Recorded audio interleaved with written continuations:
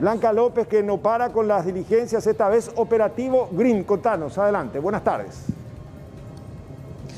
Muy buenas tardes, sí, nos encontramos en la ciudad de Luque, en las afueras ya, en la ruta que une Luque con la ciudad de Limpio, donde la Secretaría Nacional Antidrogas y dos fiscales allanaron un lugar donde se tenían cultivos madres supuestamente para la fabricación de aceite medicinal y también supuestamente plantines madres para la extracción del aceite medicinal. Sin embargo, este sitio no cuenta con las autorizaciones para tal sentido. En instantes vamos a estar haciendo el recorrido por esta granja madre no habilitada, pero que inclusive promocionaba sus productos por las redes sociales.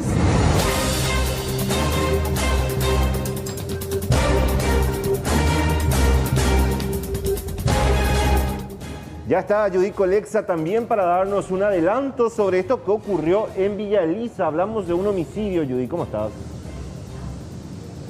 Rolando, Roberto, buenas tardes. Así es, anoche un joven de 25 años fue asesinado en el barrio Embocayatí de la ciudad de Villa Elisa. Surge como responsable un vecino de la zona, quien posteriormente fue detenido por la policía asumiendo la autoría del crimen. Aparentemente el trasfondo habla de un conflicto por drogas. En instantes más detalles.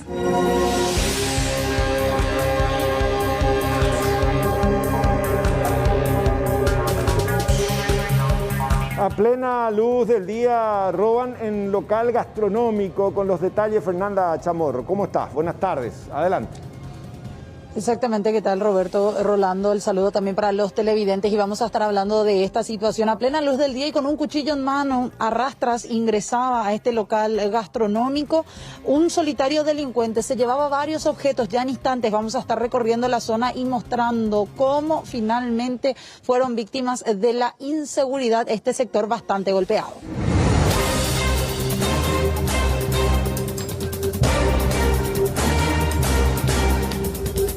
Descenso importante del nivel del río Paraná. Joel López, ¿cómo estás? Buenas tardes. Rolando, buenas tardes, saludos a Roberto, a los televidentes de todo el país. La situación ya se está tornando preocupante.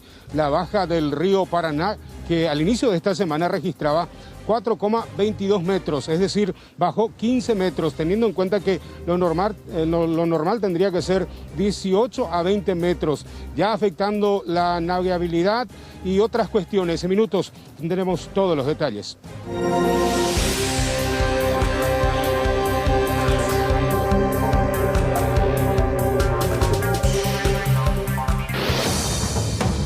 Estamos en una meseta alta. El techo puede ser más aún. Estamos mal, pero sí puede ser peor. Estamos colapsados de todos los aspectos, no solamente de medicamentos, no tenemos oxígeno, no tenemos cama.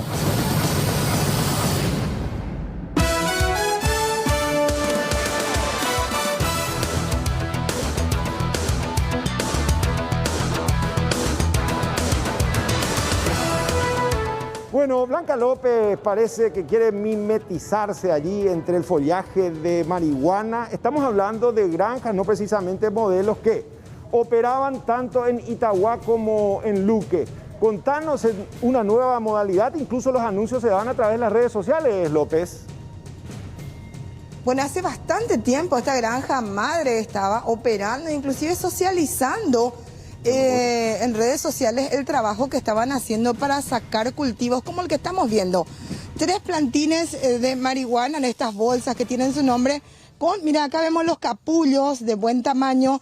El capullo sería el que tiene el mejor THC dentro de la planta, no es precisamente la hoja. Y estos capullos traen las semillas pertinentes. Esta granja estaba funcionando hace bastante tiempo y por lo que puedo tocar, Roberto, apenas al tocar el capullo ya la mano queda pegajosa. Esa ya es por el hachís en alto contenido que tiene. Estamos en uno de los viveros, estamos en la zona de Luque, se hizo otro allanamiento en la zona de Areguá. Estamos a escasos metros de la ruta que une Luque con la ciudad de Limpio. Fiscal Rubén Alegre, estamos en un lugar que abiertamente estaba haciendo estas plantaciones sin tener ningún tipo de autorización ni los permisos legales para operar como una granja modelo. Es así, muy buenos días para todos. Efectivamente, en horas de esta mañana nos constituimos con personal de la Senat a fin de verificar la información recibida en el Ministerio Público acerca de la existencia de la plantación de marihuana en este sitio y la elaboración de aceite de cannabis supuestamente con fines medicinales, y en consecuencia estamos dando cumplimiento a la orden de allanamiento dictada por el juez penal de garantías de turno, y como ustedes ya verán estamos constatando una cantidad importante de plantación de lo que sería marihuana, y así también hemos encontrado otros elementos que guardan relación con los hechos investigados en la presente causa. Bueno, vamos a empezar el recorrido. Estamos nosotros en la ciudad de Luque, otro se hizo en la ciudad de Areguá, y estamos en estos momentos en un vivero que aparentemente le engañan inclusive a la naturaleza para tener un pronto crecimiento, porque de día tiene este sistema que le cubre para evitar las heladas y demás, tiene iluminación y ventilación y el riego constante. Es así, hay todo un sistema de trabajo en este lugar, y sin embargo todo ello no está permitido, no está autorizado, es decir, todo lo que se está realizando aquí es en violación a la ley 1340 y su modificatoria, como así también la ley 6007/2017 que regula lo relacionado al estudio y la investigación médica y científica del cannabis para uso terapéutico. Vamos a recorrer, fiscal, para que la gente tenga una idea, y acá algo muy importante también, no es una persecución a las personas que realizan el cannabis medicinal. No, no es así. El punto es que estas personas que están encargadas de la elaboración de estos productos no tienen la autorización, y según la información recibida, estos aceites elaborados no tienen el control de calidad requerido para el efecto. Es por ello que se asume que esto traería más secuelas negativas que beneficios para las personas que consumen el aceite o los derivados del cannabis. Acá, si podés entrar, Juan, vemos una variedad.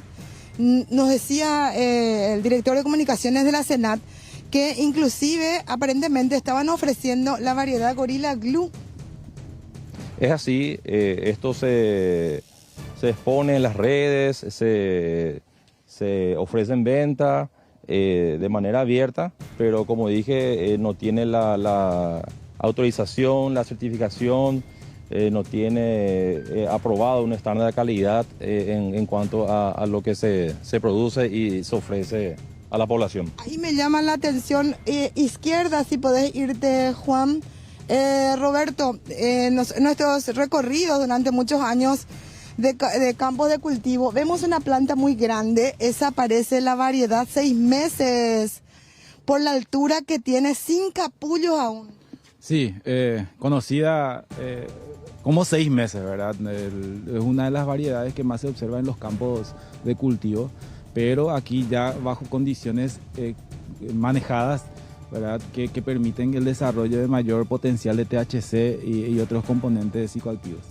Bueno, también se comprobó, fiscal, que aparentemente, vamos a seguir el recorrido, que aparentemente inclusive ya tenían los aceites de marihuana, pero no con las condiciones que tiene que tener para el uso medicinal. Asimismo hemos encontrado frascos, también ya productos derivados que están siendo preparados para su puesta al público, para su venta. Y como usted dice, es así, no tienen la aprobación de ninguna autoridad competente para el efecto. Bueno, queda detenido el señor Cabezudo. Queda detenido, hay también 3 personas más que están siendo por ahora detenidas y veremos la situación de las demás personas. Hay una persona de nacionalidad brasilera que veremos su situación también legal en el país. Surge aquí como principal referente de estos cultivos el señor Juan Carlos Cabezudo. Bueno, compañeros, nosotros vamos a seguir el recorrido ya con el director de comunicaciones. Inclusive acá estaban ofreciendo clases de cómo plantar marihuana medicinal para agricultura de la zona de Agüerito, zona de San Pedro, donde el cultivo tradicional de la marihuana mentolada, como se le conoce, ¿verdad? Y supuestamente estaban dando clases, hicieron una exposición, abiertamente ellos se promocionaban a través de las redes sociales. Y ni nosotros haciendo esta cobertura, ni la Secretaría Nacional Antidrogas, reiteramos, estamos en contra del uso de la marihuana medicinal ya legalmente en nuestro país, sino de que se fabrique la marihuana medicinal sin las condiciones necesarias de bioseguridad que tiene que tener y sin las autorizaciones, porque también se ha comprobado la venta de capullos para la diversión de las personas, no precisamente de forma medicinal. Bueno, Blanca, estamos mirando. Impresionante todo este despliegue. Ahora, ¿cómo se entiende, Blanca, que se hayan podido mimetizar? Porque estamos hablando de una zona poblada, urbana, tanto en Itagua como en Luque, ¿no? Bueno, yo te cuento para que tengas una idea. Estamos a 100 metros de la ruta, de la asfaltada que une Luque con la ciudad de Limpio. A la vista, y si podés ver, ahí también tienen las estructuras similares a la estructura que estamos viendo aquí. Ellos a la vista estaban teniendo ahora aparentemente los últimos tiempos nomás ya es que dejaron de cultivar allá. Sí, totalmente, así como estás diciendo. Y lo hacían a la vista y abiertamente y siempre tratando de tener un ropaje, como ya mencioné, de una especie de servicio social. Y preocupados por brindar a las personas medicina, ¿verdad?, de cannabis, pero como ya también mencionamos en varias ocasiones no es la forma adecuada, además que se ha confirmado también la producción para la comercialización de cannabis psicoactivo. Eso tenemos que ser precisos, el cannabis psicoactivo es el que estaban cultivando y vendiendo ya la marihuana propiamente dicha, los capullos. Totalmente. Es así, es lo que se pudo también confirmar a través de la investigación que se estaría realizando comercialización de la droga también de forma psicoactiva. Bueno, y acá, Rolando, entramos a un sitio muy similar a los lugares donde vamos en San Pedro, en Pedro Juan. Impresionante, Blanca, que y acá, tanto follaje, Pupi nos sigue. Una vegetación que evidentemente, Rolando, facilita también este tipo de cultivos prohibidos, ¿no? Y a metros de la ruta, una zona. Bueno, acá tenemos la zaranda para secado, para que no pierda el THC, secado a la sombra, así que el follaje permite esto, acá se pone para el secado. Bajo sombra para que no se descomponga la marihuana. Y estamos en Luque. Y acá otro campamento, así como vimos, por ejemplo, en operativos que hizo también la policía, en donde ya hacen las estructuras para secar. ¿Qué pasa al secar? Voy entrando. Ay. Si puedes entrar, Francisco. Cuando se seca así, ¿por qué se seca así? Bueno, este lugar aparentemente ya está en desuso actualmente, pero lo que presumimos es que como ellos realizaban actividades públicas con familias, con personas en ese sector, aquí en este lugar un poco más oculto, se procesaba la droga ya directamente que era para uso recreativo. Y no es la hoja la droga, sino que es el capullo. Bueno, vamos a seguir nosotros haciendo el recorrido, compañeros. Lo cierto y concreto, no es persecución a las personas que hacen el aceite de cannabis medicinal, sino a las personas que lo hacen ilegalmente. Gracias, Blanca. Estamos pendientes de este procedimiento que se está llevando a estas horas allí en la zona de Luque Limpio. Por ahora cambiamos de tema y vamos a hablar de esto que ocurrió en la zona de Villa Elisa. Hablamos de un homicidio, ya está Judith Colexa para contarnos detalles, porque esto quedó registrado ahí en imágenes de circuito cerrado por lo que vimos en ese avance, Judith. Así es, Rolando, este crimen tuvo lugar anoche en el barrio Embocayate, la ciudad de Villa Elisa. Vamos a repasar con ustedes a continuación las imágenes de circuito cerrado del momento del ataque. Un joven de 25 años identificado como Edgar Segovia estaba en un punto considerado como foco de microtráfico, compartiendo con algunos amigos, cuando en un momento dado, según el relato de testigos, se acerca hasta el lugar otra persona que sería vecino de la zona. Estamos hablando de Neri Alejandro Viera Velázquez, más conocido por el barrio con el alias de Baba. Supuestamente allí todos juntos, en un momento dado se da una discusión que termina de esta manera, como se observa en el video. Si bien la cámara está instalada un poco lejos, se puede observar una corrida y ya al momento del ataque y cuando el joven cae al suelo. Cabe destacar que este joven que resultó ser la víctima no falleció en el acto. Él terminó siendo asistido de manera inmediata y ya en el hospital en horas de la tarde de ayer se confirmó su deceso como consecuencia de esta puñalada ocasionada por el vecino de la zona. ¿Cuál sería el trasfondo? Es muy confuso todo, pero la mayoría coincide que sea como consecuencia del consumo de las drogas en el sitio. Un poco después, la policía ya procedió a la captura de quién sería el responsable. Este hombre que, por cierto, vive enfrente, o sea, tiene su domicilio frente mismo al lugar donde se dieron los hechos. Allí lo detuvieron y en sede policial, él por libre y espontánea voluntad terminó asumiendo la autoría del crimen. Vamos a compartir lo que decía el comisario Ramón Escobar al respecto.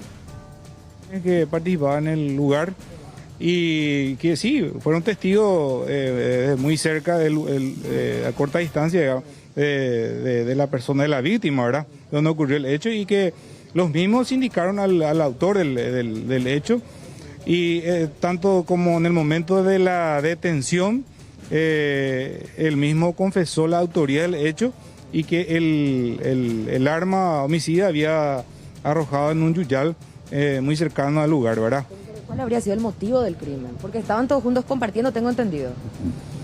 Sí, bueno, hay varias hipótesis, ¿verdad? Que manejamos, ¿verdad? Que luego de su indagatoria del Ministerio Público vamos a ir conociendo. Aquí en sede policial al menos él expresó por qué lo hizo, comisario. No manifestó, no. Así no. Ahora, ¿el arma es un cuchillo? ¿Qué tipo de arma es la que se utilizó? Sí, un cuchillo. ¿De cocina?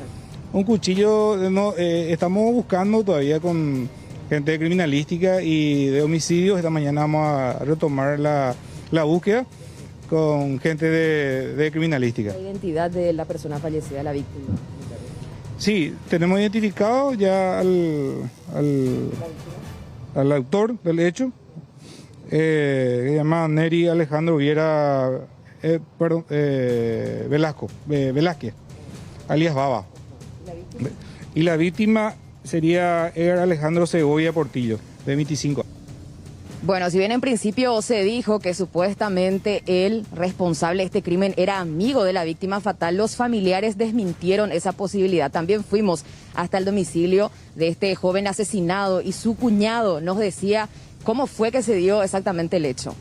La versión que nosotros tenemos de la persona que estuvo acompañándole, estaba en compañía de Edgar, es que esta persona vinieron, o sea, es la versión que se confundieron con él con otra persona. Ellos vinieron aproximadamente 5 personas ya para cometer un hecho, o sea, no vinieron ni siquiera sin media palabra. Entonces Edgar se levanta, se acerca a ellos más o menos para decirle que él no era esa persona y sin media palabra recibió una estocada más o menos a la altura de la cintura, ¿verdad? Y 25 años, un joven, tenía todo por delante, trabajaba, el año pasado hizo su servicio obligatorio militar, estaba con muchos sueños de ingresar a formar parte del ejército paraguayo, o sea, ese era su proyecto y hoy lamentamos la pérdida de un joven de 25 años y para mí consecuencia nuevamente de la droga, ¿verdad? Ahora, ¿en la casa de quién él estaba? Él estaba en la casa de una persona, o sea, enfrente de una casa donde las personas se acercaron sin, o sea, vinieron ya con todo, porque justamente buscándole a esta persona, ¿verdad? O sea, ellos mencionaron y él se acercó, según la versión de la persona, el muchacho que estaba con él, que nos comentó que él le dijo que no se acerque, él como no tenía nada, o sea, se acercó con todo más o menos para apaciguar que él no era, pero esa persona sin media palabra ya... ¿Mencionaron a quién le buscaban? Y mencionaron un apodo, ¿verdad? Que yo por seguridad, por una cuestión de investigaciones que hay, no quiero mencionar, pero sí a una persona que coincidía prácticamente, su fisonomía era muy parecido a él, ¿verdad? Y aparte con efecto de droga estaban estas personas. Bueno, es la versión que sostienen los familiares de la víctima fatal. Ahora, por otra parte, con nuestro equipo periodístico fuimos hasta el barrio Embocayate de la ciudad de Villa Elisa, al lugar donde se dieron los hechos. Allí encontramos el domicilio del presunto autor y nos recibió su esposa. La misma, con lágrimas en los ojos, reconocía que su pareja fue la responsable de este crimen.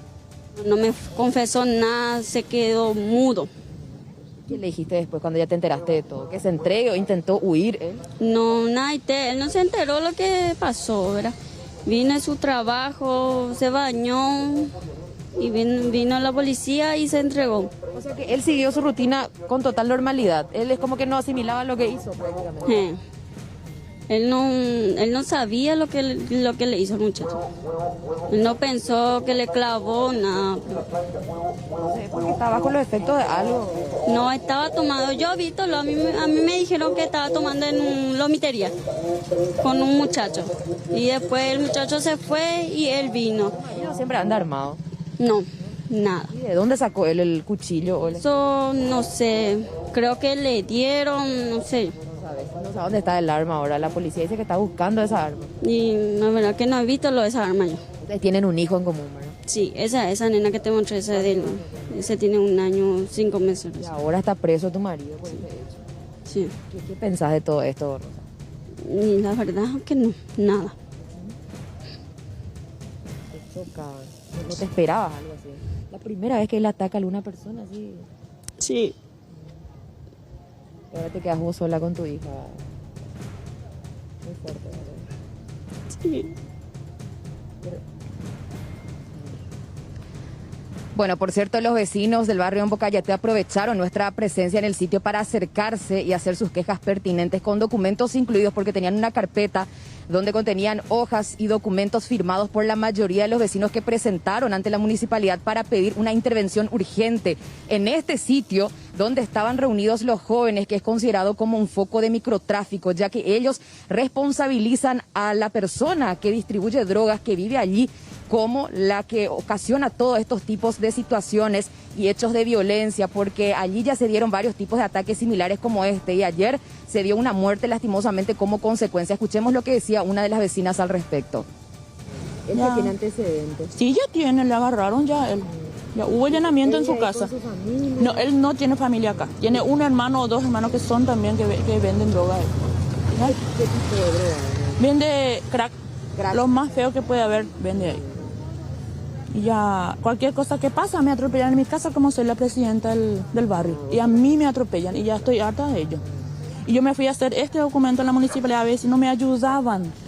¿Este qué es? Este es mi mesa de entrada de la municipalidad. ¿Qué te dieron eso? Sí. Y este me dijo la secretaria del intendente que hasta ahí es lo que se puede hacer. ¿Y cómo yo no puedo hacer nada siendo que este es un excedente? Digo yo. ¿Cómo un excedente? Excedente. Ellos no pagan de allá, acá ellos no pagan nada. Nosotros sí, de allá para allá pagamos terreno, tenemos título, pero este no. Me supongo que ellos sí pueden venir a sacarle a este señor. Este nosotros pedimos y queremos que a este señor se le quite. ¿Y sabes por qué? Ahora los vecinos ya van a quemar su casa. Ya me están avisando que van a quemar la casa. Sí. Pues ya hubo muerte y va a haber más muertes si no se soluciona acá. Ya estamos hartos de este señor. Así que ya un aviso para las autoridades, lo que se puede venir. Y por favor que nos ayuden. Porque acá la señora, por ejemplo, su hijo, imagínate. Y me puede pasar a mí, me puede pasar a todos mis vecinos acá. Bueno, esta sería la otra cara de la moneda, Rolando, Roberto. Ya escuchaban ustedes lo que decía esta vecina, que es la presidenta de la comisión vecinal. Sirve como un llamado de atención para las autoridades porque mencionan, amenazan con que van a ir a quemar este foco de microtráfico si es que no se interviene de manera inmediata, cansados de lo que genera precisamente el consumo de drogas en el sitio. Dale, Colexa, como siempre, muy buen trabajo. Hasta otro contacto. Y de la diaria dinámica del microtráfico en los barrios populares pasamos ahora al residencial barrio Villamorra. Roban un comercio gastronómico aparentemente a plena luz del día. Fernanda, contigo. Adelante. Buenas tardes. Exactamente, ¿qué tal? ¿Cómo están? El saludo para los televidentes. En barrio Villamorra, y lastimosamente hablamos de locales gastronómicos que con esta crisis económica, con las pausas que se le dieron también en varios momentos de la pandemia, de las fases, tuvieron que parar por bastante tiempo. Imagínate que de ahora en más recién se van reactivando este tipo de locales y ya son visitados rápidamente por delincuentes, prácticamente a plena luz del día entre la madrugada, y ya cuando iba amaneciendo por este mismo camino llegaba un solitario delincuente hasta este punto y hacía de las suyas, incluso con un cuchillo en mano. Y estamos aquí con el propietario, con el señor Agustín, para que nos comente un poco también. Lastimosamente esta semana fueron víctimas de la inseguridad. Sí, así mismo. Lamentablemente la inseguridad está cada vez más difícil en el país. Fuimos víctimas el miércoles de madrugada entre las 5:30 y las 6 de la mañana. Bueno, llegó un chico, entró como Don Juan en su casa, como se dice, ¿verdad? Bueno, se puso a forzar las puertas. Lamentablemente justo ese día nos pusimos una tranca importante que es para trancar las puertas. Y bueno, pudo acceder al local. Casualmente tampoco la alarma pudo sonar ese día. Bueno, no se había conectado. Y bueno, estuvo como 45 minutos dentro del local, se llevó artefactos, equipo de sonido, teléfonos celulares, inclusive entró a la cocina y llevó artefactos, llevó cubiertos. Y eso, la parte triste de la historia es contarles un poco que llevó masas de pizzas, por ejemplo, ¿verdad? Llevó comida, llevó gaseosa. Bueno, la verdad que no sé ni qué decirte, ¿verdad? Estamos pasando un momento bastante delicado en el país. La situación no está fácil para nadie. Bueno, y estamos ahí compartiendo parte de las imágenes del circuito cerrado. Esa fue la puerta forzada, sin siquiera dejar prácticamente rastros en este sentido. Podemos ingresar con usted para mostrar nada más, porque aparentemente ya temiendo quizás que se encuentre alguien ya dentro del local, o quizás intentando esconderse de las imágenes de las cámaras del circuito cerrado, este hombre vino y se arrastró por este sector, Agustín. Incluso veíamos que tenía un cuchillo bastante grande. Bastante importante el cuchillo, así mismo ingresó y fue como gateando hasta la barra, ¿verdad? ¿Hasta dónde llegó? ¿Hasta esa parte? Ingresó a la barra y bueno, luego ya fue directamente a la caja y así, ¿verdad? Cuando se dio cuenta que no había nadie en el local, como que se relajó y pudo hacer de las suyas. ¿No tenían dinero en efectivo en ese momento? No teníamos, porque nosotros al cierre del local retiramos las recaudaciones, no dejamos efectivo en el local. ¿Cuánto tiempo más o menos estuvo acá dentro? Y estuvo como 45 minutos aproximadamente. Solo, por lo que se ve en las imágenes. Exactamente, solo, así mismo.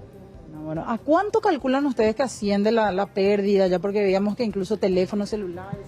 Sí, está rondando los 15 millones de guaraníes, ¿verdad? Nosotros contamos con 18 cámaras dentro del local.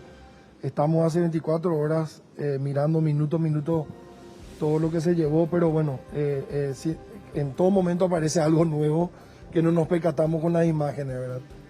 El tema de las alarmas, eso justo en ese día fue una coincidencia que no se llegaron a activar. Sí, fue una coincidencia. Nosotros contamos con una alarma, pero bueno,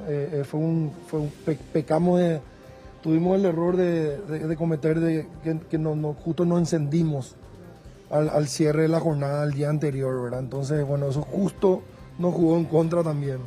Por fortuna estamos hablando, Agustín, que en ese momento no había ningún funcionario en el lugar, porque si no la historia iba a ser otra. Sí, no, totalmente. Eso es la tranquilidad que tenemos de que, gracias a Dios, no estaba nadie dentro del local, ¿verdad? ¿No se descarta que sea alguna persona que se lleva adicta de la zona, que ya estuvo rondando, o no tienen información de eso? No, la verdad que no tenemos información. Ya estuvo la policía por acá, ya realizamos la denuncia. Pero sí podemos vernos en el video que cuando el chico llega, se sienta y fuma no sé si marihuana o algo. Yo creo que para entrar en valor, y bueno, eso es lo que pudimos ver así mismo.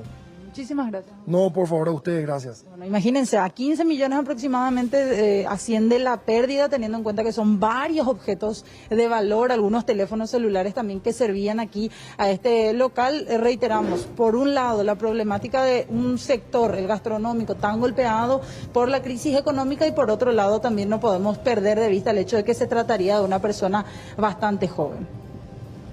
Bueno, Fernanda, gracias por este completo informe. Cambiamos de tema, vamos hasta la zona de Ñembucú, a 40 kilómetros de Mayor Martínez. Se produjo un homicidio y posterior suicidio. En las últimas horas, los investigadores escucharon la declaración de varios testigos. Todavía es una incógnita que llevó al capataz Lucas Flores Vargas a asesinar de 3 tiros al administrador de la estancia, don Francisco Díaz Borba, de 73 años, y luego autoeliminarse con el mismo revólver calibre .38 que acostumbraba portar en la cintura en su recorrido por el establecimiento rural que se encuentra en la compañía Alarcón, distrito de Mayor Martínez, departamento del Ñembucú. El capataz llevaba trabajando para la familia Borba hace casi 30 años, mientras el tío del actual ministro de Salud fue designado administrador del inmueble, que está en juicio de sucesión hace unos 4 meses. Todo apunta, según la hipótesis fiscal, a una fuerte discusión entre ambos, quizás por algún faltante de ganado que se habría detectado. Un alambrador solo llegó a escuchar los disparos. Ambos cuerpos fueron trasladados a Pilar para una mejor inspección. Probablemente mala administración en el lugar que el señor Díaz Borba ha detectado, pero todavía no podemos confirmar eso. Estamos trabajando para ello y seguramente con el correr de las horas, con los testimonios que vamos a levantar, vamos a tener también la información precisa de lo que ha ocurrido. Estaban trabajando en el lugar otras personas también, en este caso un señor Ojeda, apellido Ojeda, que es también un personal de Francisco Díaz Borba en otro establecimiento. No existe aún una teoría firme sobre por qué ocurrió este hecho. Personal del Departamento Antiavigiato de la Policía realizará el conteo del hato ganadero y también se buscarán en el sitio del crimen los proyectiles disparados, considerando que todas las lesiones tuvieron orificios de salida. El fiscal también convocará a declarar a los demás trabajadores de la estancia y familiares del capataz que también residían en el mismo inmueble. Bueno, avanzamos en lo que siempre venimos diciendo, Rolando, audiencia, cómo la tecnología ayuda tanto a la policía como a la fiscalía justamente para determinar responsabilidades. Ese es el caso de Priscila Lima, una mujer que fue violentada. Este video permitió que finalmente, al viralizarse, las autoridades tomen intervención. Ella contó exactamente qué es lo que pasó y el trasfondo de este lamentable episodio.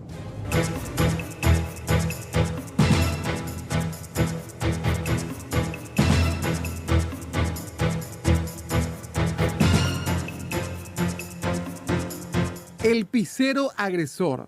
Con un pasado como representante nacional en torneos internacionales de taekwondo, Carlos Bonluque en Gamarra utiliza todo lo que aprendió en esa época para hoy golpear mujeres. El otro atleta es la cabeza de una pizzería y, según su víctima, mantiene una deuda de más de 5 meses con la que era su empresa proveedora de mochilas térmicas. Ante reiteradas excusas, Priscila Lima decidió ir hasta el local ubicado sobre las calles Huiracampana y Arazá de Fernando de la Mora para retirar los artículos que le pertenecen, pero solo recibió muchos golpes. Y solo quería retirar eso. Yo ya ni estaba más por plata ni nada. Y él vino y empezó a golpearme y todos sus funcionarios estaban allá. Hombres, nadie hizo nada. Me golpeó como si fuera otro hombre, ¿entendés? Con una fuerza brutal. Yo de mi oído salía sangre, mi mascarilla del día anterior, toda llena de sangre. Y no se hizo nada del momento, me golpeó como un animal, ¿verdad? Y por suerte, gracias a Natalie, que la vecina de él que está frente, que tuitó, y gracias a todos los twitters que la gente se enteró, o si no sería mi palabra contra de él, ¿verdad? La mujer dijo que solo tras observar el video que una vecina grabó, se animó a contar todo lo ocurrido porque temía en que no crean en su versión. Priscila quedó con varias secuelas a raíz de la golpiza en la que ninguno de los empleados de Von Lucken se animó a intervenir. Yo fui golpeada como un animal en la cabeza y escucho muy mal de mi oído izquierdo. Yo pasé toda la noche en un hospital de trauma. Yo estoy tomando medicina fortísima. Yo estoy sin dormir. Yo estoy traumada. Yo estoy con mi cuello duro. Y él me golpeó y sabía exactamente porque él es jiu-jitsu. Él es luchador, por lo que vi, me enviaron algunas pantallas. Entonces él sabe exactamente dónde golpear a una mujer. O sea, una persona así sabe que no te puede tocar en la cara porque te va a marcar. Entonces va por la región occipital, que es de la nuca, para no hacerte nada que no aparezca, ¿verdad? Entonces él planeó todo. Fue muy duro para mí llegar a esa edad. No tengo problema con nadie y llegar y ser golpeada como un animal en frente a hombres, en frente a seres humanos que podían me pasar la mano y nadie hizo nada. Lo peor del caso es que poco o nada ha pasado desde la denuncia hasta hoy. Incluso el agresor se habría jactado de lo que hizo, asumiendo que nada le iba a ocurrir.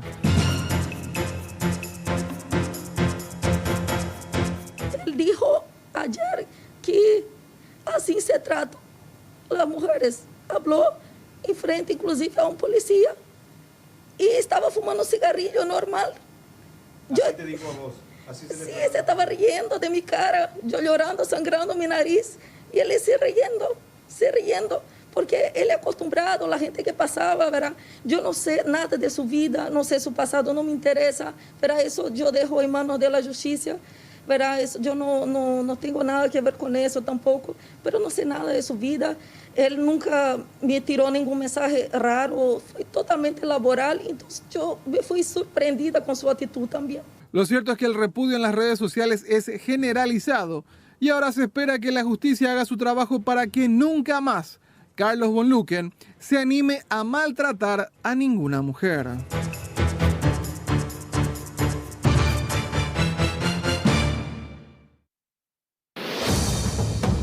Estamos en una meseta alta.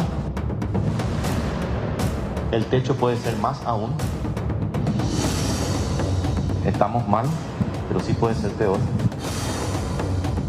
Estamos colapsados de todos los aspectos, no solamente de medicamentos, no tenemos oxígeno, no tenemos cama. Rolando, preocupante si el rebote del Día del Trabajador genera estos números y pareciera ser que cuando entonces nos llamamos a un recogimiento en casa, lo que fue el Día de la Madre, impresionante el operativo retorno, hasta ahora quedó en la retina de los ojos. Claro, ¿no? y el Día del Trabajador estábamos en una fase bastante estricta relativamente, pero a juzgar por estos números no dio efecto, Violeta. Rolando, ¿cómo están? El saludo también para toda la gente en casa y hablar un poco de estos números porque efectivamente decía el doctor Guillermo Sequera, estamos en una meseta alta, estamos mal, pero podríamos estar peor. Por el momento no se habla siquiera de una intención de un retroceso de fases o nuevas restricciones porque decía hay que charlarlo con todos los sectores, pero insistimos que los contagios se siguen dando en la informalidad, en eso puntualizaba. Y hablando un poco de los contagios y la situación a nivel país, Asunción y Central siguen siendo los lugares en donde realmente el COVID explota. Pero otra localidad, otro departamento que también se asoma un poquitito a la cantidad de contagios y se habla de miles de contagios por semana y también muchos fallecimientos, es el departamento de Itapúa, que incluso si uno compara con Alto Paraná está registrando mayor cantidad de casos con relación a los habitantes. Itapúa, la cantidad de casos hoy para la población que tiene, para las características, para los recursos que tiene, la cantidad de casos que tiene es muy importante. Esta semana tuve una reunión con varios de los intendentes de ese departamento y ellos han decidido tomar medidas. Itapúa, en un principio de la pandemia, el 80-90% de los casos eran en Encarnación. Hoy, que tiene más de casi 1.500 casos por semana, más que Alto Paraná, que tiene más población, más que un montón de otros departamentos. Hoy, solamente el 40% es de Encarnación. El 60% hoy ya está diseminado en el territorio, en áreas rurales. Bueno, hablaba un poco también el doctor Guillermo Sequera en cuanto a esta decisión que han tomado diferentes municipios, diferentes comunas en poner restricciones particularmente en sus territorios. Pero hablar un poco de la situación al nivel departamento de Itapúa, y por eso saludamos ya a Josías Escobar. ¿Cómo te va, Josías? Buenas tardes. Muy buenas tardes, Violeta. Un saludo muy cordial a los compañeros de Canal 9 y también, por supuesto, a los televidentes de Canal 9 SNT. La situación es difícil, es crítica en el departamento de Itapúa. Desde el principio de esta pandemia nos decían, esta batalla, señoras y señores, se va a ganar en las calles. Depende muchísimo del compromiso y el comportamiento de la ciudadanía en general.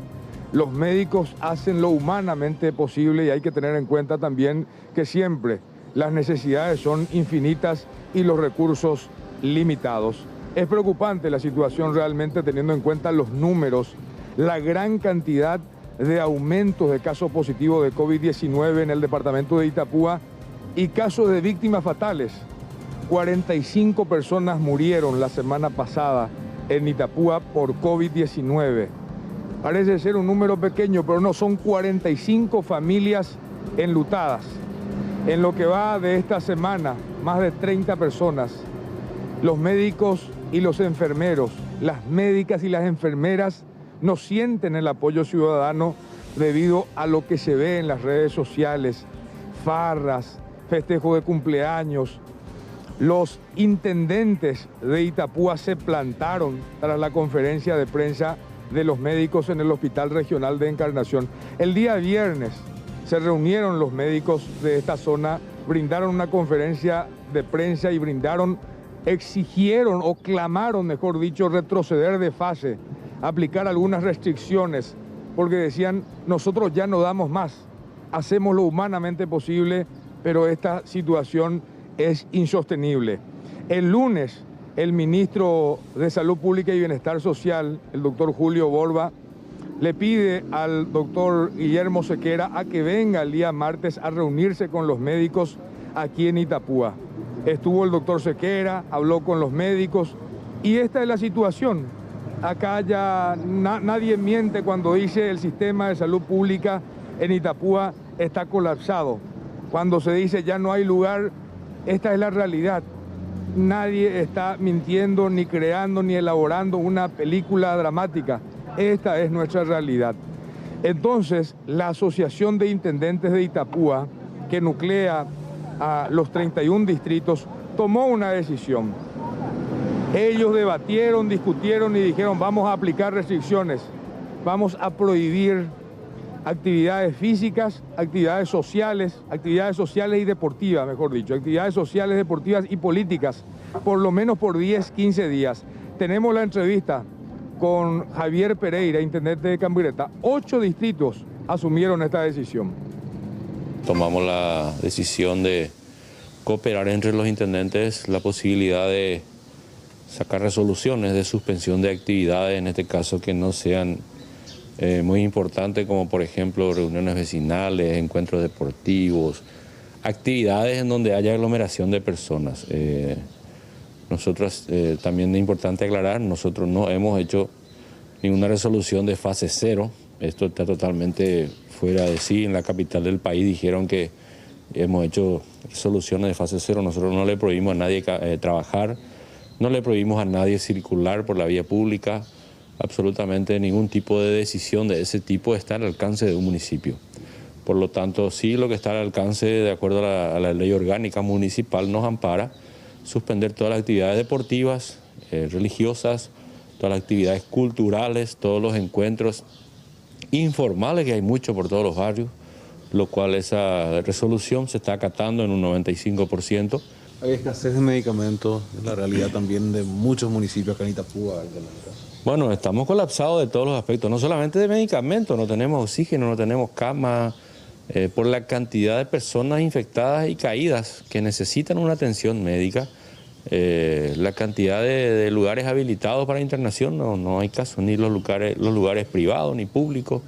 Por lo tanto, a raíz de eso es esta decisión tomada y bueno, lo que nosotros estamos ayudando es a reducir la aglomeración, a habilitar nuevos locales de vacunatorios, a ver la posibilidad de ayudarle al personal de Blanco también que está en día a día colapsado con supercarga de trabajo.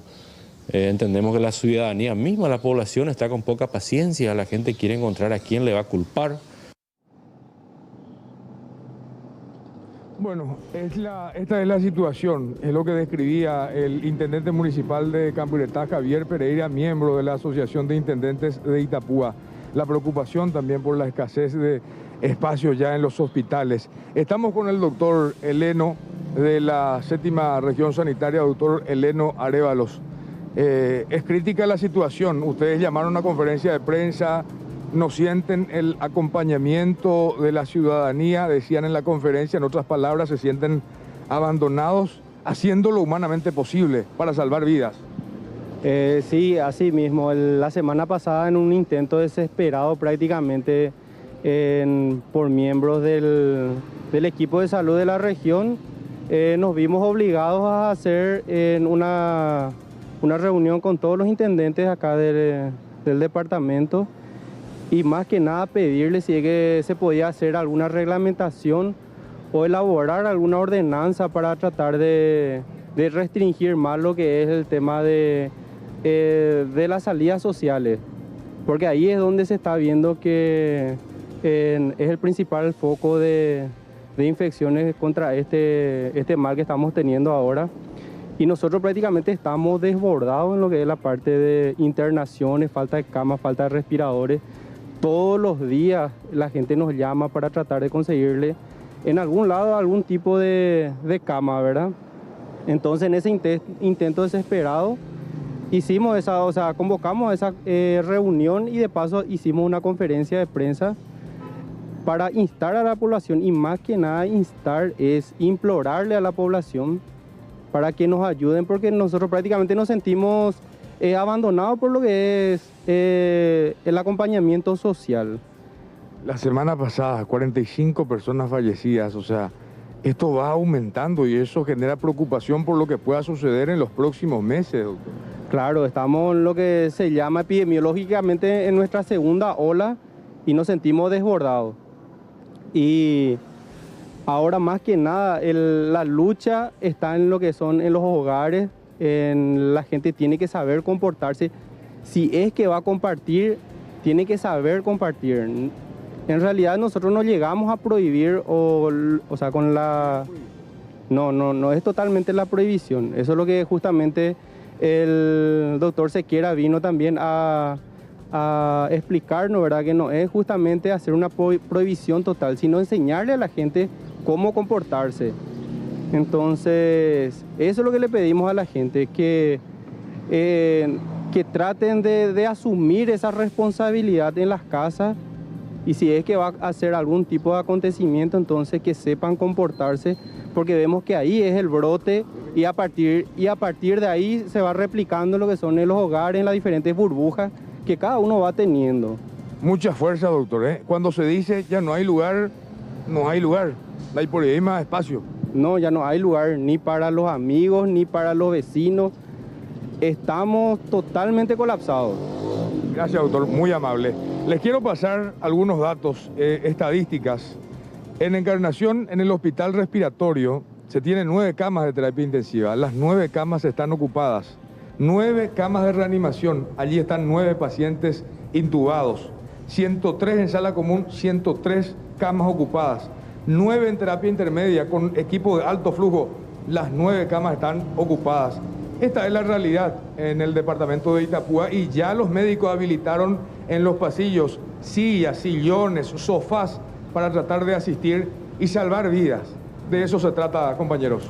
Bueno, aquí hay que decir que el doctor Sequera se fue como representante del propio ministro, se reunió con la cúpula de salud pública, se instaló la posibilidad de volver a fase 0, pero es imposible, especialmente por la cantidad de empresas que se tiene en el 7º departamento. Y lo único que resta a Rolando y Violeta Audiencia es apostar a la conciencia ciudadana. Y hoy decía también, entre otras cosas, que el 40% de los casos se centran en Encarnación y el resto en los diferentes distritos de Itapúa, allí por Natalio, Por Capitán Miranda, por otras ciudades Las también colonias. bastante complicada la situación, Josías. No, difícil, muy complicada la situación. Hay un sanatorio que firmó un convenio con el Ministerio de Salud Pública y Bienestar Social que tiene 5 camas de terapia. Están allí, hay gente esperando por un lugar en la cama de terapia intensiva. Y el Hospital de Fran, que también cuenta con las instalaciones, ya no recibe solamente a la gente de Fran, sino recibe a la gente de diferentes distritos de Itapúa. En Fran se cuenta con 9 camas de terapia intensiva, las 9 están ocupadas. 8 camas de reanimación, básicamente terapia intermedia. También las 8 camas están ocupadas y 14 camas en sala común. Pero allí es un poco más difícil la cuestión, compañeros, teniendo en cuenta de que solamente tienen 5 médicos por turno y están 10 enfermeros y enfermeras tratando de salvar vidas. O sea, es difícil la situación. Por eso los médicos llamaron a conferencia de prensa el viernes pidiendo fase 0 en principio, pero después tras la reunión con el doctor Guillermo Sequera dijeron, bueno, no podemos ir a fase 0 porque está la cuestión social. Y variedad, pago la mitad, necesitan trabajar y por lo tanto entonces lo que se llega a la conclusión de que ayudémonos todos, o sea, cuidémonos. Josías, ¿y cuál es la realidad en las colonias? Colonias Unidas, vamos a aprovechar para preguntarle al doctor Eleno Arevalo. Colonias Unidas, zona del nordeste, Baetexcope de otro lado, porque hoy el doctor Sequera dijo Encarnación 40% de los casos. Sí, o sea, en cuanto a lo que es contagio, sí, también están subiendo los casos en Colonias Unidas, al nordeste. Y en cuanto a camas, Colonia Unida actualmente cuenta con 10 camas, pero para manejos leves. Solamente para manejos leves. Cuando se necesita equipo de alto flujo, ya nuevamente tienen que derivar. Se tiene que derivar a la capital, ¿verdad? Que acá tenemos el centro de referencia y a partir de acá se ve otra vez si se puede enviar a Fram, Abogado, que también cuenta con algunas camas, para pacientes de manejo moderado. Esa es la situación, Roberto, Rolando, Violeta, de que para pacientes leves está bien, Colonias Unidas tiene espacios, pero cuando se necesita equipo de alto flujo tienen que venir a Encarnación o a Fran. Sí. Pero estos dos centros de referencia están colapsados, sobrecolapsados. Entonces la única alternativa es viajar a la capital. Y yo recuerdo que también en el Hospital de Fran se da una particularidad porque allí no tenían siquiera un profesional encargado de la terapia intensiva. O sea, vino ad honorem un profesional paraguayo que se formó en Argentina y creo que después estaban tramitando. Yo no sé si llegaron incluso a concretar ya el rubro acá en Paraguay para este profesional. Sí, vamos a preguntarle al doctor Eleno, por ahí maneja esa información. En principio el doctor Rolón estaba como voluntario en el Hospital de Fran. ¿Él ya tiene rubro del ministerio? Sí, ya tiene rubro del ministerio, sí. ¿Se concretó? Todo eso, sí, exactamente. Y además se sumaron otros médicos también allí. Se sumaron 7 médicos más y también 22 enfermeros. Cambió entonces el panorama. Es la situación actualmente también en el Hospital de Fran. Sí, mejoramos después de la publicación de esas historias por Canal 9, por los diferentes canales. Bueno, yo sí, aprovechando que estás allí, Violeta, Roberto, también queremos compartir lo que hacía Lucas Toledo hoy en el recorrido con relación al tema de las vacunas también. Porque hablamos por un lado de la situación de ocupación de los diferentes hospitales, la situación epidemiológica en todo el departamento de Itapúa, pero al igual que varias ciudades principales del país, Encarnación no fue la excepción con relación al tema de las vacunas. Muchísima gente tuvieron que madrugar, amanecieron en sus vehículos esperando recibir la vacuna, considerando que ya quedan pocas dosis.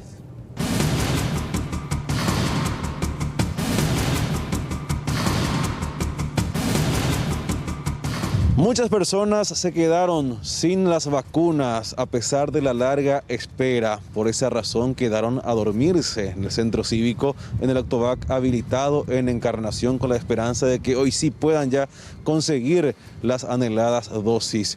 Se quejan de la falta de la más mínima comodidad en este lugar y la larga espera y la poca organización, según afirman por parte de las autoridades.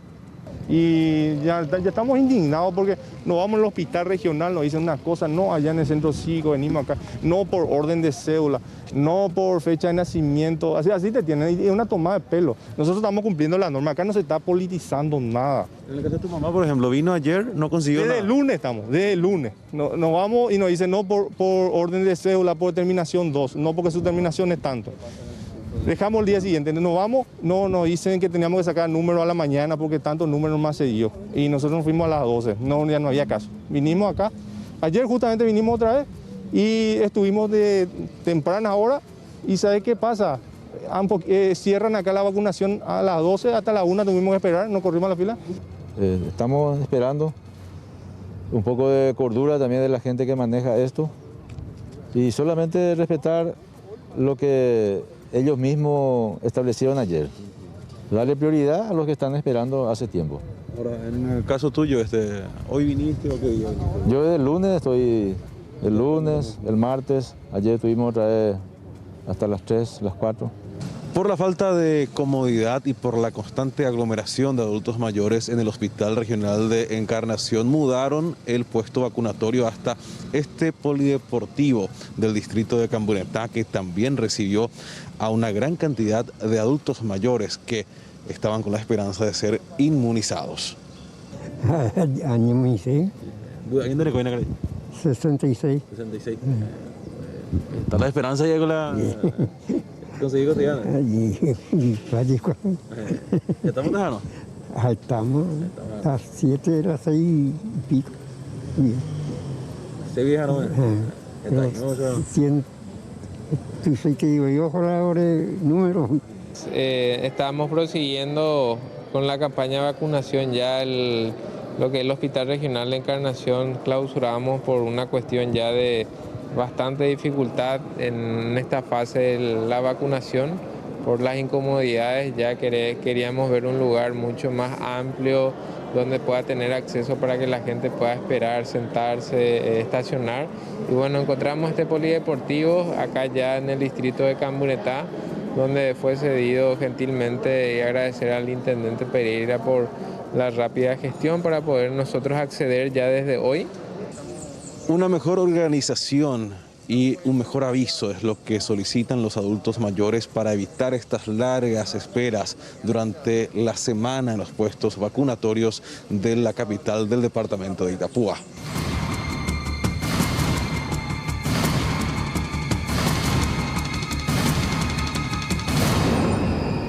Y también hubo vigilia muy temprano hoy en el Fomento de Barrio Obrero. Mucha gente que llegó formó filas por varias horas para que después le digan que al final las dosis asignadas para este día, la primera dosis de las personas de más de 65, no iban a estar disponibles porque explicaba después el doctor Castro en conferencia que había cuestiones logísticas de por medio. Sin embargo, esto generó muchísimo malestar. Imagínense formar fila por varios metros, por varias cuadras durante horas para que a las 7 de la mañana les digan no, solamente vamos a aplicar la segunda dosis para quienes corresponda. Vamos a escuchar primero a la gente que estaba, como decíamos ayer, ¿verdad? Si bien molesta, de todas formas es una franja etaria que maneja mucho la diplomacia, mucha amabilidad, etcétera, porque si hubiesen sido también un poco más, no sé, un poco más, hubiesen reaccionado de otra manera, la cuestión iba a ser bastante diferente. Vamos a escuchar lo que decían las personas afectadas.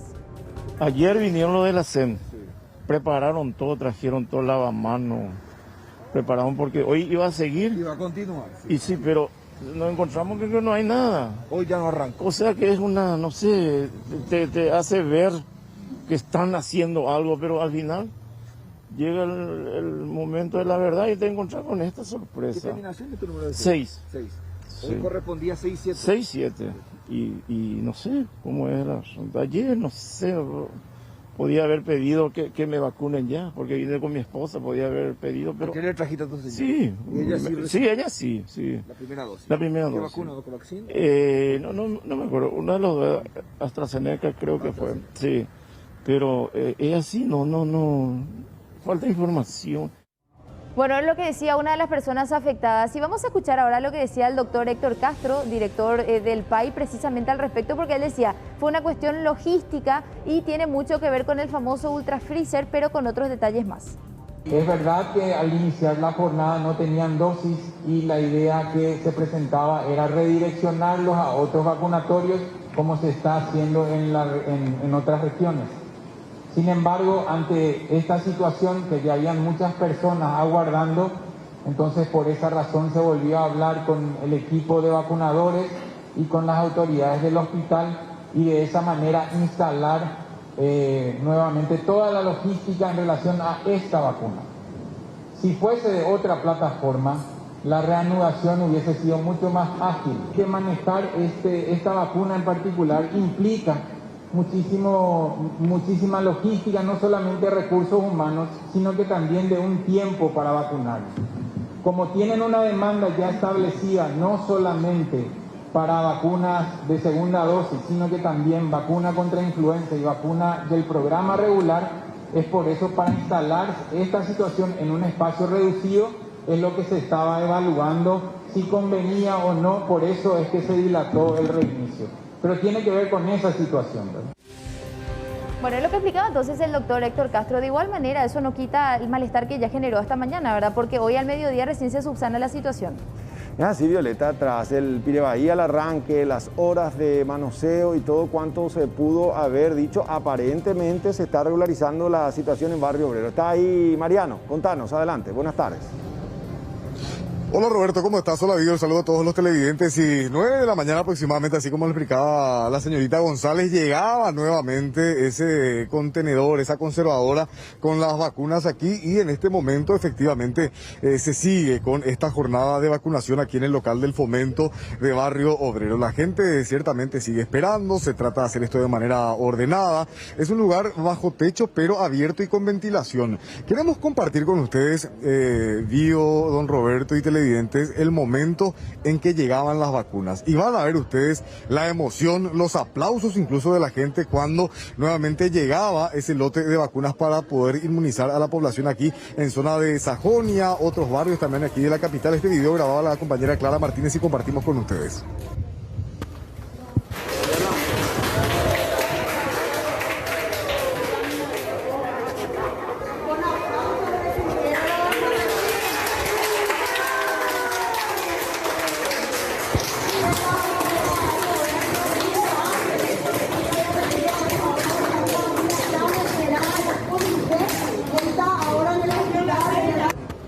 Es el momento, como les decía, en que llegaban las vacunas. Hola, doña. ¿Cómo anda usted? ¿Todo bien? Bien, todo bien. ¿Qué pasó esta mañana? Porque me dijiste, voy a viniste luego temprano, te fuiste, viniste otra vez. Sí, vine, pero a mí me dijeron que no había vacuna. Y no había. Y se fueron toda la gente. Parece que sí. Sí, porque ayer de tarde todavía se estaba vacunando. Después pasa. ¿Y hoy a partir de qué hora volviste? Yo recién vi, a las 2. No, a las 7 yo vine. Pero ya había poquita gente porque la gente que venía ya se estaba yendo otra vez porque ya no había la vacuna. ¿Qué pensaste en ese momento en que justo te iba a tocar y no había vacuna? Me desilusioné. Me fui por el hospital militar y también lo mismo.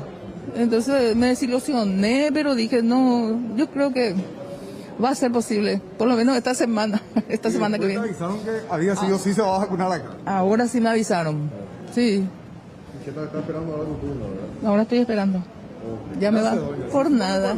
Lucía Florentín. Muchas gracias, doña Lucía Florentín. Hola, don.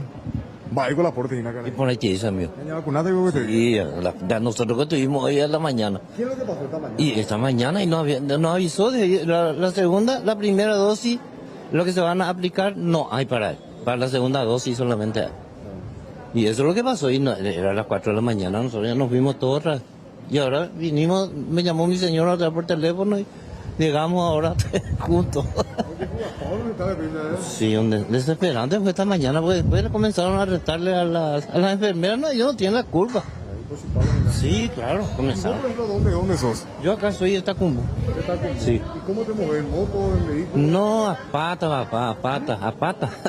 Sí, cerquita, a 7 cuadras acá nomás estamos. Entonces, es joven. Sí, claro. Bueno, pues ya tenés por lo menos el número y parece que ahí todavía vacunado, ¿verdad? Sí, ahí todavía, sí está diciendo. Exacto. ¿Cómo es tu nombre? Aníbal Martín. Gracias, don Aníbal, muy amable. Gracias. ¿Ya almorzaste ya?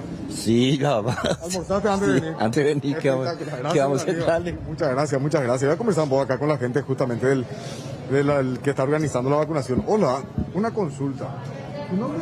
Lidia. Lidia, ¿usted Sí. es doctora, licenciada? Licenciada Lidia. ¿Sigue la vacunación aquí? Sí, después de las 9:30, a las 10 se retomó. Sí, nos trajeron, el ministerio nos repuso unas 300 dosis de Sputnik V. 700. Sí, 300. 300 dosis de Sputnik V y con eso estamos vacunando hoy. Y el ritmo de gente, digo, hay mucha gente, creen que va a abastecer para esta jornada. Y para hoy sí, vamos a tener y a lo mejor para mañana también, porque hasta ahora, después de las 9 que nos repusieron, las 10, estamos vacunando alrededor de 80 personas. Sí. Y se está tratando de lo más ordenado posible. Sí, tratamos de vacunar lo más rápido y ordenado posible. Licenciada, te quiero hacer una pregunta práctica, ¿verdad? La gente que nos está viendo ahora en vivo en el noticiero y está acá por Barrio Obrero, Sajonia, por acá cerca y quiere venir, lo recomendable es que almuerce ya antes de venir o cómo se maneja Lo eso. importante es eso, que vengan bien almorzados antes de venir y que vengan. Estamos hasta las 17 horas. Y los que son por ejemplo, hipertensos, que tienen diabetes, que tienen medicación. Esos son los que tienen que venir a vacunarse. Pero que tomen su pastilla y compañía. Claro, sí, exactamente.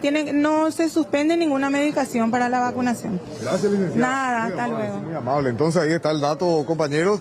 Violeta, Roberto, ven, la gente esperando, pueden seguir viniendo. Se recomienda comer ya antes, por las dudas, ¿verdad? Y tomar todas las pastillas en caso de que dependan de alguna medicación para así poder ser inmunizados. Bueno, Mariano, desde el Barrio Obrero vamos rápidamente ya también a otro sector para ver cómo está la jornada de inmunización. Está Leila trabajando en vivo desde Capiatá.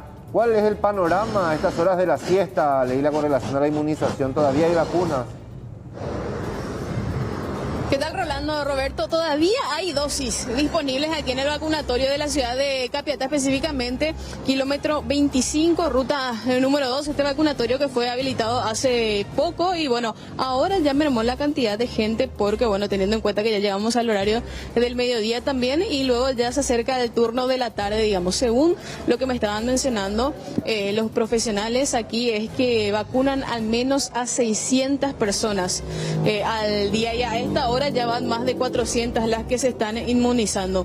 El protocolo es llegar, formar fila afuera en caso de que haya mucha gente, luego ingresan hasta aquí, se verifica la terminación del número de cédula, también por supuesto que corresponda a la edad que debe vacunarse y luego ya pasa a la sala de vacunación que es la que estamos viendo ahora, donde se aplica específicamente la vacuna Covaxin, en este caso a las personas que se vienen a aplicar la primera dosis y también la AstraZeneca y la Covaxin en este caso para la segunda dosis, la Sputnik es para la primera dosis en este caso. Vamos a ver si podemos conversar allá aquí con algunas de las personas que se van inmunizando. Acá la señora, por ejemplo, se va a poner ya la vacuna, entonces de este lado aguardan los que ya se están vacunando. Vamos a conversar un poco con el señor. ¿Qué tal, don? ¿Cómo le va? Estamos en vivo para Canal 9. ¿Usted ya se vacunó? Sí, señorita, ya.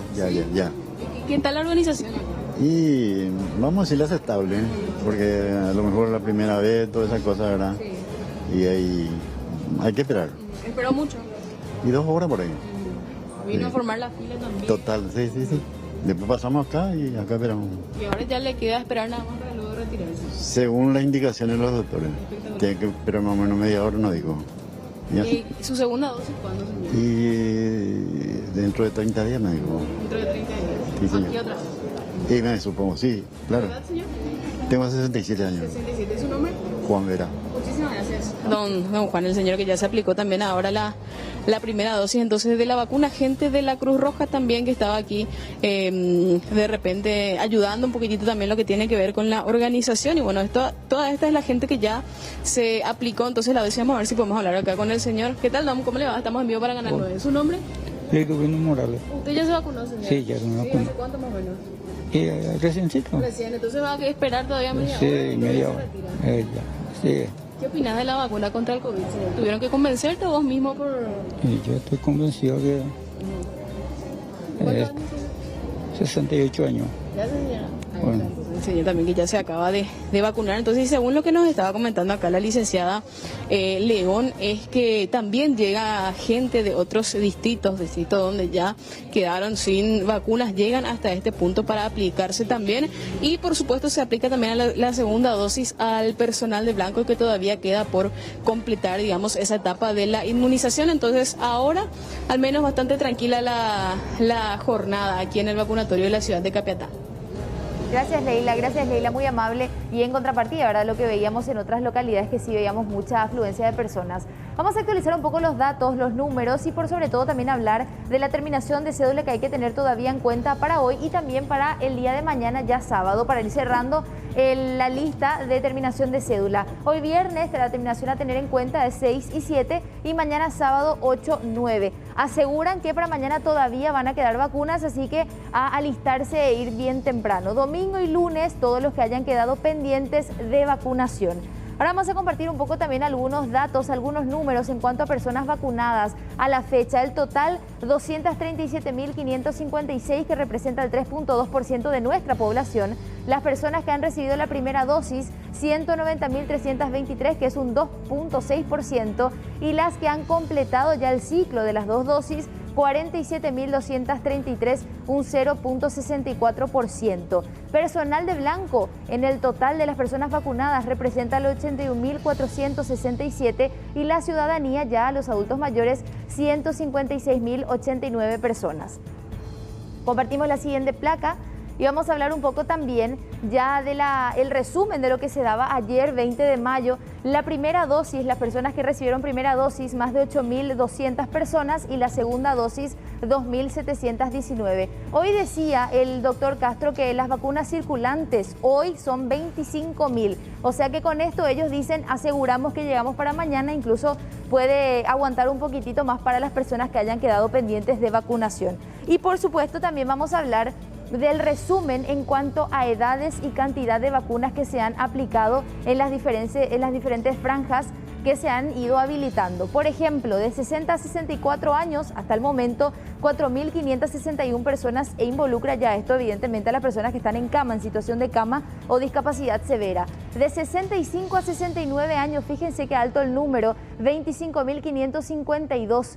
De 70 a 74 años, 44.436 personas. De 75 a 79 son 37.742 y los mayores de 80 años son 43.798 personas, haciendo un poco el resumen entonces de las diferentes edades. Ahora, hay que decir también una situación, de 65 a 69 años sería mayor el número si es que la cantidad de dosis no era limitada en algunas regiones, como hemos visto, por ejemplo, Ciudad del Este, que si se permitía, evidentemente iba a ser mayor la cantidad de personas vacunadas. Pero así entonces, estos son los datos que queríamos compartir con ustedes para ir actualizando un poco la situación de vacunación.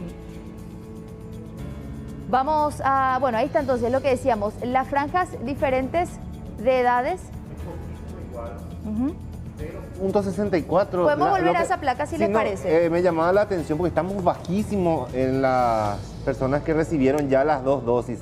0.64, ni 1% todavía, Roberto Violeta, no llegamos a la gente inmunizada con las dos dosis. Esto da para rato y es lentísimo. Sí, no sé si tenemos el primer gráfico. Bueno, no importa, vamos, es el punto, ¿verdad? Lo que decía Rolando me parece muy importante porque hay un 3% que digamos ya fue vacunado, pero ese 3%, a fin de cuentas, el que te sirve es el mínimo porcentaje que sí ya completó el círculo y que ya está completamente inmunizado, porque hay que esperar otra vez 21 días cuando se cierra ese círculo. Bueno, Rolando, esta vez con Alexis nos vamos hasta la zona de San Pedro, ¿no? Exactamente, tenemos que hablar de robo de balones de oxígeno, Alexis. Y en un hecho bastante llamativo y evidentemente nos evidencia primero la falta de seguridad en un centro asistencial que ahora es respiratorio y por ende también nos hace sospechar de que podría haber muchísima complicidad por parte del personal, principalmente aquel que trabaja en horas de la madrugada. ¿Por qué hablamos de esto en específico? Porque esto pudo haber ocurrido entre el 14 y el 20 de mayo, en horario de la madrugada, es lo que se sospecha porque no podemos inclusive notar en las imágenes de circuito cerrado el horario específico, pero sí evidentemente se puede, y uno puede deducir que fue durante la noche. ¿Qué es lo que pasaba? Por lo general, estos balones de oxígeno, cada vez que deben ser recargados, son enviados a nuestra ciudad capital. Con ese argumento, aparentemente aparecen estos sospechosos y comienzan a sacarlos del depósito en donde estaban instalados estos balones de oxígeno. De hecho, cuando lo acomodan para posteriormente sacarlos hacia la vía pública, y ya en la vía pública podemos notar este automóvil cuyo conductor ya fue identificado. Hasta ahora se habla de una persona sospechosa, pero podría contar con la complicidad de otras tantas. En aquel entonces, cuando vemos estas imágenes, uno de los balones pudo ser recuperado porque se evitó el robo. No obstante, quedan otros 5 por localizar. Dicen desde el hospital que ya están tras los pasos de las personas que pueden estar o teniendo depositados estos balones, y ya con ayuda de la Fiscalía recuperarlos en las próximas horas. Es desesperante además la situación de este nosocomio, porque además de esta situación que estamos denunciando, también decía su propio director el hecho de que ya hay personal caído, gente que se encuentra internada, la escasez también de medicamentos, teniendo en cuenta que es uno respiratorio de la zona. Al respecto conversamos con el director de este hospital, el doctor Basilio Núñez. Es difícil la situación, y justo también, como todo si fuera poco, se agrega esta circunstancia de hurto, vamos a decir. Vamos a ver qué pasa. Yo creo que la investigación se abre justamente para esclarecer que esto que efectivamente ocurrió. Nosotros nos manejamos a partir de la semana pasada, a partir del viernes, que tuvimos las últimas donaciones, ya nos llegamos a 68 balones, y el Ministerio nos está proveyendo más, ahora balones está viniendo, para que podamos dar una respuesta positiva a esta necesidad de emergencia. Pero nunca es suficiente, ¿verdad? Sí, nunca es suficiente, porque la llegada y salida de pacientes es bastante dinámico, vamos a decir. Todos los días hay gente que viene para su control con tratamientos ambulatorios, que se les tiene que de repente, a veces, si hay necesidad de oxígeno, tenemos que suministrar un poco de oxígeno para poder recuperar de vuelta su estado de saturación. Entonces, a veces se va de vuelta a la casa y muchas veces muchos pacientes no soportan, entonces vienen y se internan. En total, el hospital cuenta con 68 balones de oxígeno que de alguna u otra manera dan abasto a los pacientes respiratorios, pero forma parte de una necesidad y muy extrema cuando hablamos de tiempos de COVID. El caso ya está siendo analizado por la Fiscalía. Estas imágenes también son peritadas a fin de determinar primero quiénes son los sospechosos involucrados y quiénes serían los funcionarios cómplices. Gracias, Alexis. Definitivamente la gente no ha tomado conciencia, primero con el grado de irresponsabilidad a la hora de responder a las medidas biosanitarias, y robar en estos momentos este tipo de elementos, insumos, es miserable y hasta criminal, ¿no? Exactamente. Y de Itacurubí, del Rosario, departamento de San Pedro, vamos hasta el Alto Paraná. Fuerte control allí en la frontera. ¿Qué es lo que está pasando, Joel?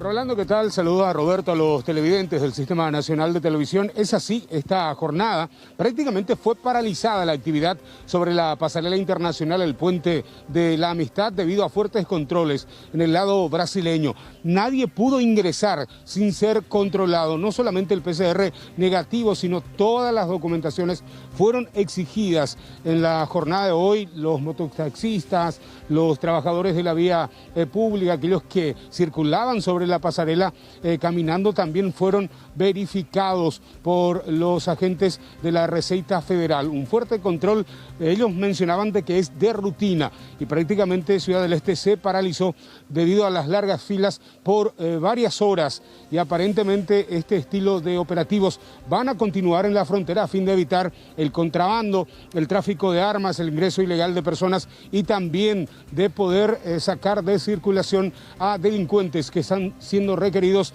aquí en Paraguay o en el lado brasileño. Son los datos que manejamos a esta hora, y los fuertes controles en diferentes puntos del lado brasileño que continúan. Hablábamos también de días atrás que un operativo fuerte contra el contrabando arrancaba en el territorio brasileño, y esto también ya está afectando prácticamente al comercio esteño.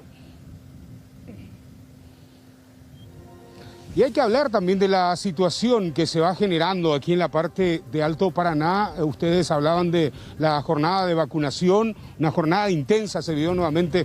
Hoy mucha gente tuvieron que amanecer frente a la gobernación de Alto Paraná, la avenida Bernardino Caballero, prácticamente los dos carriles tomadas por personas, por la gente que madrugaron, amanecieron y vigilaron en este lugar. 700 dosis fueron habilitadas, se escuchó de todo, muchos reclamos.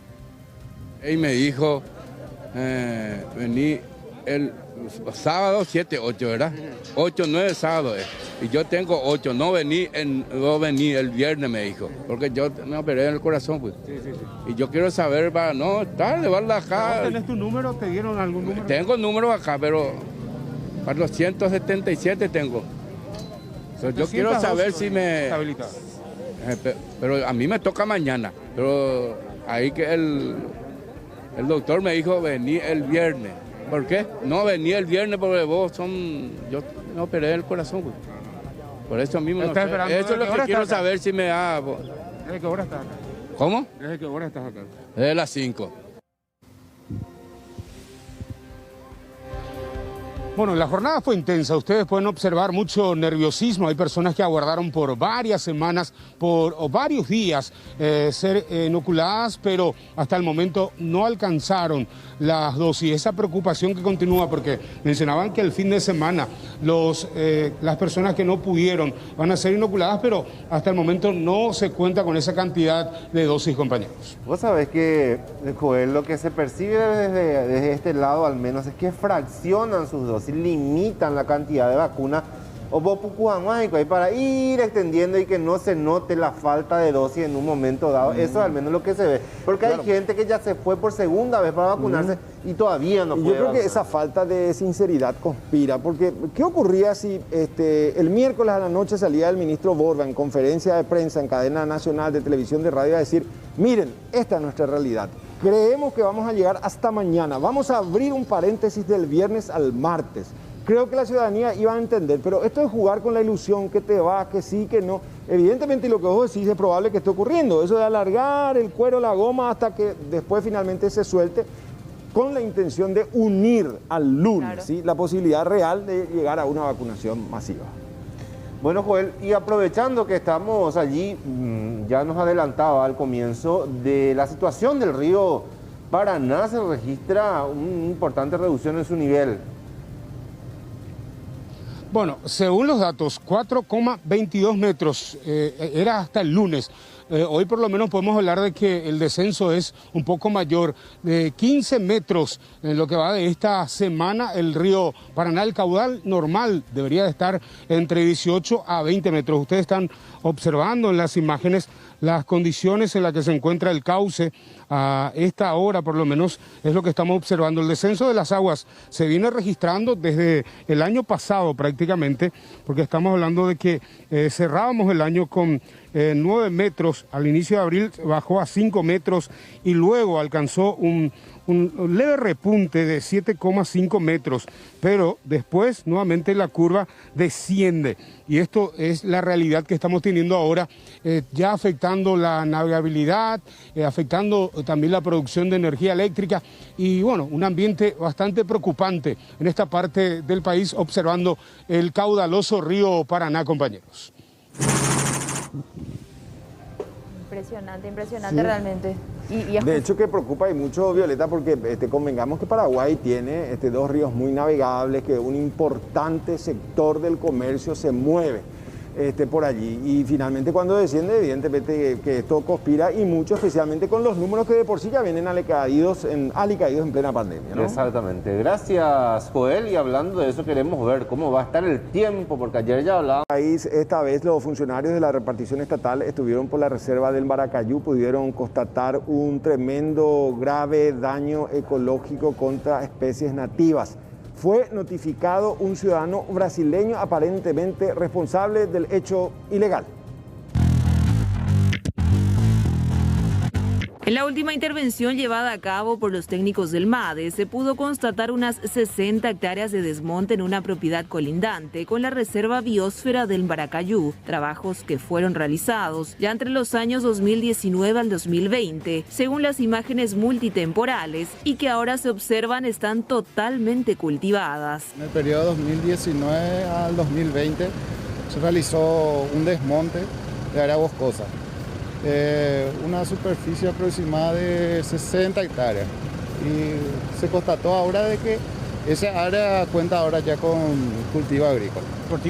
¿Qué cultivo más o menos se sembró ahí? Y es trigo lo que se está sembrando ahora. Trigo. No tiene documentaciones los propietarios. No tienen acá y no figura tampoco en el sistema de que hayan tramitado o estén en gestión algún tipo de documento por parte del ministerio. La deforestación no prescribe en cualquier tiempo, el MADES puede intervenir. ¿Así? Claro, sí, a partir de la vigencia de la ley de deforestación cero que fue en el año 2005 se están realizando los trabajos de verificación en campo, eso no prescribe.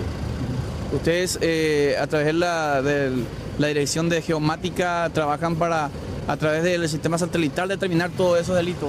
Sí, trabajamos coordinadamente con el Departamento de Geomática del Ministerio, los cuales nos proveen los datos para la verificación en campo. Uncino Fabrias, colono brasileño, aparece como propietario de este inmueble y ya fue notificado sobre la intervención y el sumario abierto sobre el grave hecho contra la naturaleza y su posterior derivación al Ministerio Público para el proceso penal correspondiente. En total, en la jornada se pudo constatar 120 hectáreas de desmonte.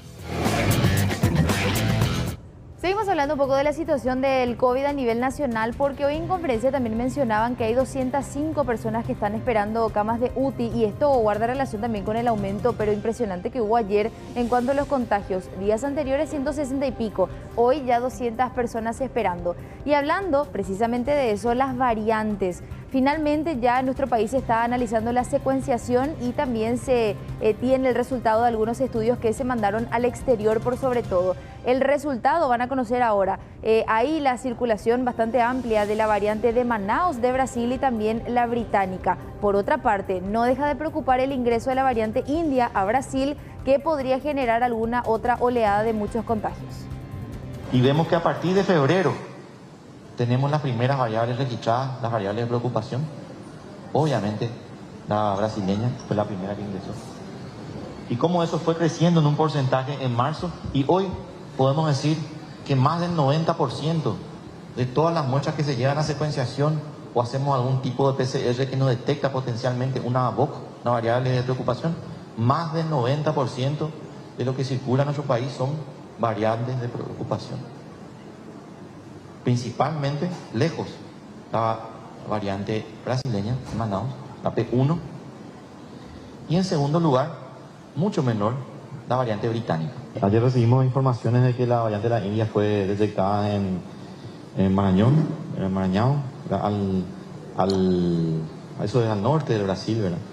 Lo que ya nos pone en riesgo al estar en el continente, no solamente a Paraguay, sino a toda la región. Creo que hoy tenemos los recursos como para ir haciendo esta vigilancia genómica, esta vigilancia molecular. Necesitamos más reportes para saber si qué tal responden las vacunas que tenemos nosotros a esa nueva variante. Todavía no lo sabemos, pero bueno, esto es súper dinámico, así que probablemente la semana que viene o en otra semana más podemos tener muchas novedades. Bueno, y no se descarta, como decíamos, que genera alguna otra oleada de contagios. Y hablemos también de la mortalidad y estos detalles, ¿verdad? Las personas que siguen falleciendo, las personas que fallecen siguen siendo por sobre todo de ese rango de 60 años y más, pero también hay muchas personas jóvenes. Y la comorbilidad número 1 que genera posteriormente el fallecimiento es la obesidad. De que de 60 hasta 80 y más, está prácticamente más del 60, más del 70% de los fallecidos. O sea, de cada 10 que mueren, 7 o 6 de cada 10 tienen más de 60 años. Tenemos 3 o 4 que tienen entre 50, que tienen 40.